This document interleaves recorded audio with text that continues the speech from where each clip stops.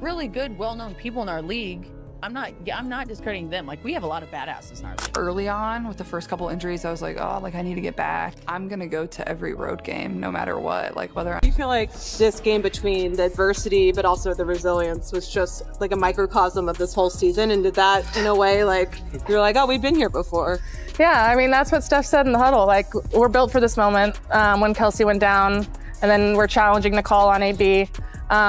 We've been here before, so it's just so unlucky, so crazy. 3 of the WNBA's brightest stars just did something that could change the league forever. And the shockwaves are still rippling through professional women's basketball. Caitlin Clark got slapped with a $200 fine for calling out the refs on Instagram. And instead of backing down or staying silent like the league probably hoped, her teammates Sophie Cunningham and Lexie Hull are doubling down with even more explosive claims that have put the entire officiating system under a microscope. What they're revealing about the officiating in this league has fans demanding answers. Media personalities picking sides, and the commissioner scrambling to contain the damage before it spirals completely out of control. This isn't just about one bad call or one heated moment after a tough loss. This is about a pattern that's been building all season long, game after game, week after week. And these 3 players have finally had enough of staying quiet while questionable calls pile up. The question everyone's asking now is whether the WNBA will actually listen to its star players and make real changes, or if they'll keep pretending everything's fine while their biggest names publicly call them out on social media, podcasts, and interviews. The tension has never been higher, and something's got to give. The drama started right after the Indiana Fever's playoff victory against the Atlanta Dream, a game that should have been a celebration, but instead became the flashpoint for a controversy that had been simmering beneath the surface for months. Clark was riding high from the wind.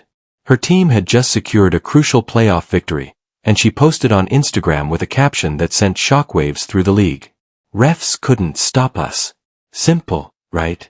Just 3 words celebrating a hard-fought victory, where her team overcame not just their opponents but also some seriously questionable officiating that had the arena booing multiple times throughout the game. But the WNBA didn't see it that way at all. Within hours, not even a full day to let emotions cool down, the league office hit her with a $200 fine for public criticism of officials. Stay quiet or pay up, no matter how justified your frustration might be. For most players, especially rookies who don't want to rock the boat, that fine would have been the end of it. Take the L, delete the post, issue some generic apology about respecting the game, and move on to the next matchup. But here's where things get interesting and where the league probably realizes they miscalculated. Instead of silencing the conversation like they intended, that fine lit a fire under Clark's teammates, and they weren't about to let this slide without saying something. The Fever locker room had been dealing with questionable calls all season long, plays where they'd watch the replay and wonder how the refs missed something so obvious. And Clark's fine became the catalyst for something much bigger than anyone expected. Her teammates saw an opportunity to finally speak up about what they'd been experiencing game after game. And they decided the risk of fines or league discipline was worth it, if it meant bringing attention to a problem that affects not just their team, but the integrity of the entire sport. Sophie Cunningham became a household name this season, and not just for her 3-point shooting or her defensive intensity on the court. She gained over 800,000 followers after physically defending Clark on the court multiple times throughout the season, becoming something of a bodyguard figure that fans absolutely loved. Cunningham watched players take cheap shots at the Rookie of the Year, saw opponents getting away with elbows and shoves that should have been flagrant fouls, and when the refs refused to protect her teammate, Sophie took matters into her own hands without hesitation. She wasn't afraid to get in someone's face, take a technical foul, or risk ejection if it meant sending a message that you can't just beat up on her teammate without consequences and without someone standing up for what's right. The clips of her stepping between Clark and aggressive defenders went viral repeatedly, with fans creating compilation videos that racked up millions of views. But off the court, she's been even more vocal about the systemic issues plaguing the league, and that's where her impact might be even greater. On her podcast, which has become must-listen content for WNBA fans, Cunningham didn't hold back or use careful PR language. She called out the WNBA for not protecting their star players, pointed out specific games where the officiating was so bad it affected outcomes, and blasted Commissioner Kathy Engelbert's controversial comments about Clark bringing attention to the league while simultaneously not doing enough to protect her from the physical play that crosses the line from competitive to dangerous. Sophie made it clear that if the league won't defend its players, then the players will defend each other. And she's not worried about fines or consequences anymore because she believes speaking the truth is more important than protecting her bank account. She's built enough of a platform and fan base that she can say what needs to be said without fear of being blackballed or losing opportunities. And her fans have her back completely, flooding social media with support every time she speaks out. The support she's received has only emboldened her to keep pushing for change, knowing that she's not just speaking for herself but for players across the league who are afraid to use their voice. The breaking point came during a game against the Chicago Sky, and it was absolutely brutal to watch unfold in real time. Lexie Hull drove to the basket in transition, going up for what looked like an easy layup, and took an elbow directly to the face from a Sky defender who was trying to contest the shot but made zero contact with the ball. Blood immediately started pouring from her lip as she hit the floor hard, the kind of blood that you can see from the upper deck of the arena. The entire arena saw it happen. Fans watching at home saw it on every replay angle. Clark jumped off the bench screaming at the officials, pointing at Hull's bleeding mouth, her face red with frustration and disbelief. Other Fever players surrounded the refs demanding an explanation for how they could miss something so blatant and dangerous. But somehow, incredibly, the refs didn't see it or chose not to call it. No foul was called, no review initiated, nothing. Hull had to leave the game to get cleaned up and stop the bleeding while the Sky got possession and continued playing like nothing happened. Like a player hadn't just been left bloody on the court. The footage went viral within minutes, spreading across Twitter, Instagram, TikTok, and every basketball forum on the internet with thousands of fans tagging the WNBA's official accounts, demanding an explanation for how this could possibly happen in a professional league. Even players from other teams, including rivals who compete against the Fever, started commenting and sharing the video, asking how officials could miss something so blatant when there was literal blood on the court and a player visibly in pain. The league's silence on the incident only made things worse and added fuel to the fire. No statement acknowledging the missed call, no acknowledgement that maybe the refs got it wrong. Nothing at all. It was like they hoped everyone would just forget about it and move on to the next news cycle. But the internet doesn't forget, especially when you've got video evidence that clear. And neither do the players who have to step on that court game after game, knowing the refs might not have their backs when things get physical and dangerous. This wasn't an isolated incident, though. And that's what makes the whole situation so damning and impossible for the league to dismiss as just one mistake in a fast-paced game. Hull has been dealing with phantom fouls all season long. The kind of calls that make you rewind the broadcast to see what you missed because there's no way that was actually a foul. Multiple times, she's been called for fouls while her hands were straight up in perfect defensive position, demonstrating the exact technique coaches teach from middle school onward to avoid contact and let the offensive player make a mistake. In a critical late-game situation against the Liberty, a questionable call on Sabrina Ionescu, with under 30 seconds left, cost the Fever a legitimate chance at victory in a game that would have had major playoff implications. The refs ruled it a foul despite replays from multiple angles showing minimal, if any, contact, the kind of play that happens 50 times a game without a whistle. And Indiana couldn't challenge the call because they'd already used their challenge on another controversial call earlier in the fourth quarter. It felt like the system was specifically designed to trap them in a no-win situation where every questionable call stacks on top of the previous one. Clark has been hit in the face at least 4 times this season with no whistles blown.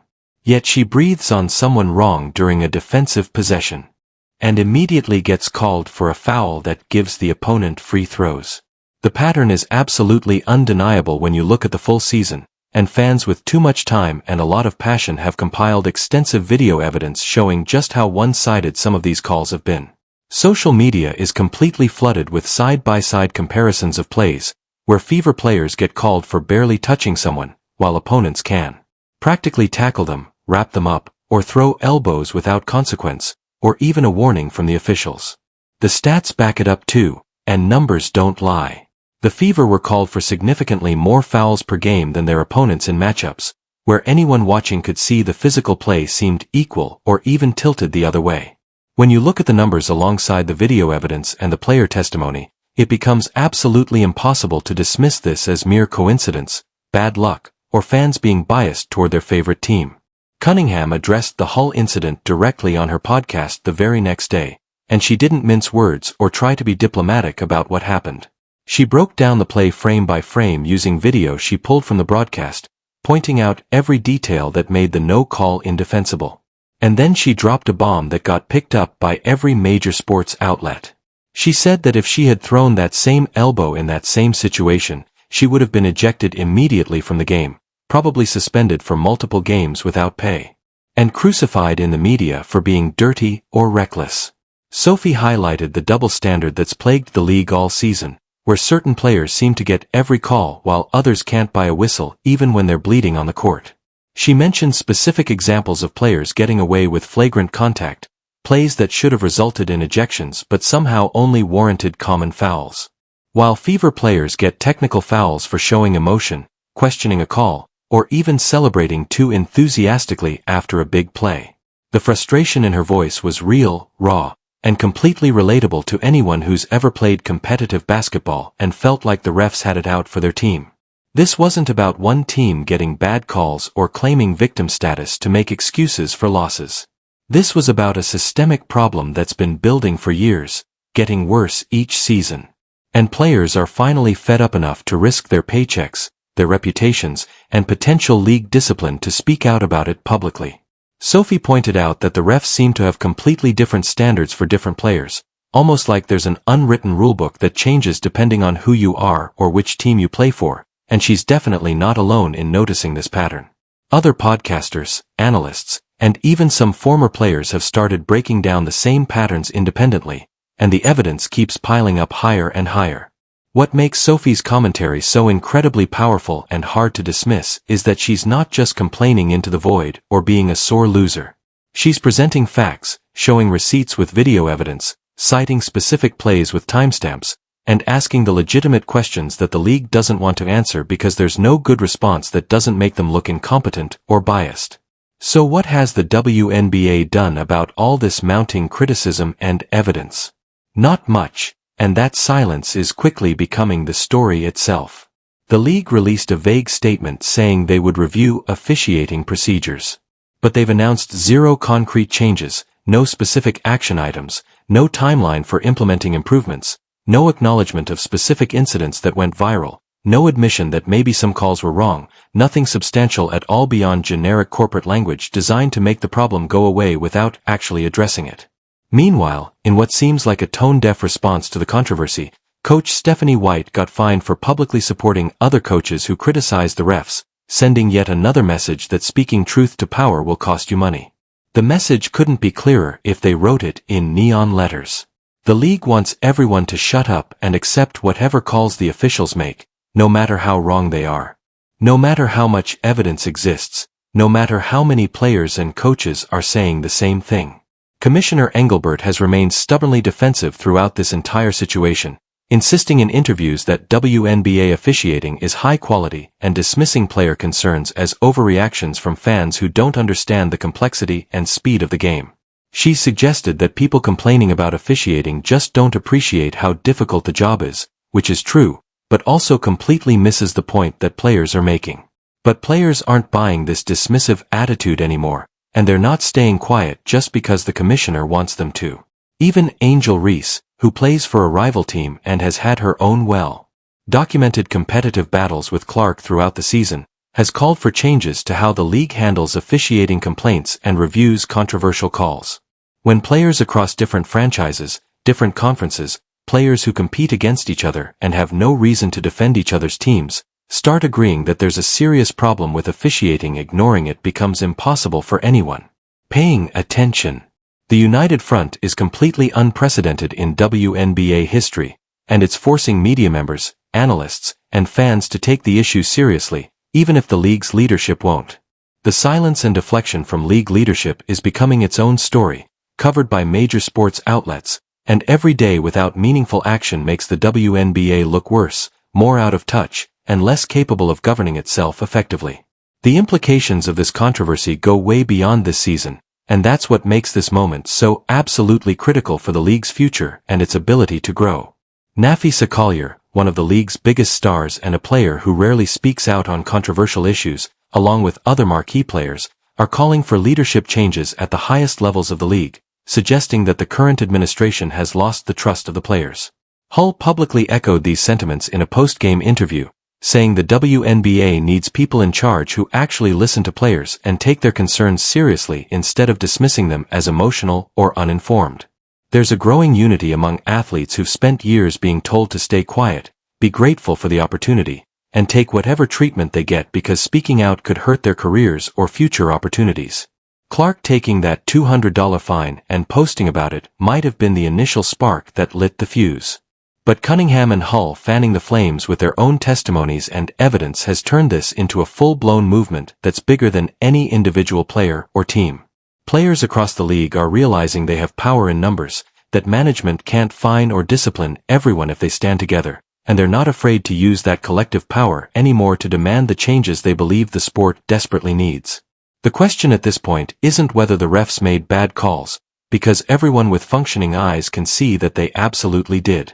The real question facing the league is whether the WNBA will actually do something meaningful about it, implement real reforms and accountability measures, or if they'll keep pretending everything's fine while losing the trust and respect of the players who make the league worth watching in the first place.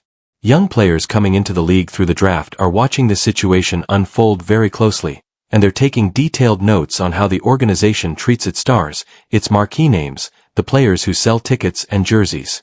If the WNBA wants to grow, compete with other professional leagues for talent and mainstream attention, and establish itself as a premier destination for the world's best players, they can't afford to alienate the very players who bring in viewers, drive social media engagement, and attract sponsorship dollars that keep the league financially viable. What started as a simple 3-word Instagram post has exposed massive cracks in the foundation of the league that can't be papered over or ignored any longer.